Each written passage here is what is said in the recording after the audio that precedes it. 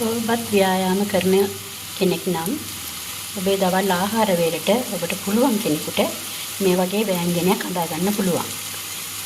කුකුල් මස් කෑල්ලක් අරගෙන ඒකට ගම්මිරිස් පොඩි ලුණු කුඩු දාලා ඒක පොඩ්ඩක් තැම්බෙන්න අරින්න.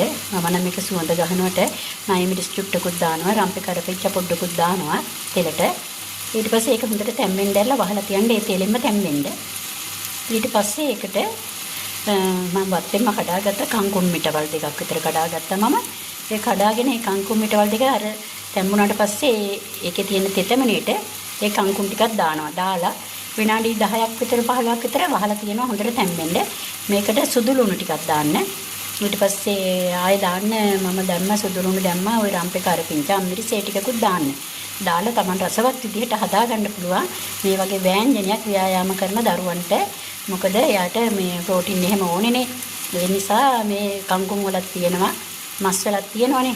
මේකට තව වුණා මම අඬු කෝප්පකින් එකක් එයාට බත් දානවා. ඊට පස්සේ අද දවල්ට මම එයාට හදලා දෙනවා තව පිපිඤ්ඤා කිරි. ෆ්‍රෙෂ් මිල්ක් හරි කිරි ටිකක් හරි දාලා හොඳට ලුණු ටිකක් ලුණු චුට්ටක් ගම්මිරිස් කුට්ටක් දාලා කිරි ටිකක් හදලා ඒකත් සැලඩ් එකක් වගේ හදලා ඒකත් දෙනවා. හරි ඔයාලත් කාලා බලලා රස විඳලා දිගටම හදාගෙන යන්න. මේ මගේ අලුත් ගෲප් එකක් අද ඉඳලා මම ඔයාලට මගේ දුවට ව්‍යායාම කරන හින්දා මගේ දුවට හදන කෑම වර්ග මම ඔයාලට දාන්නම්. හරි? එහෙනම් ඔයාලා සියලු දෙනාටම දෙම් පීටයි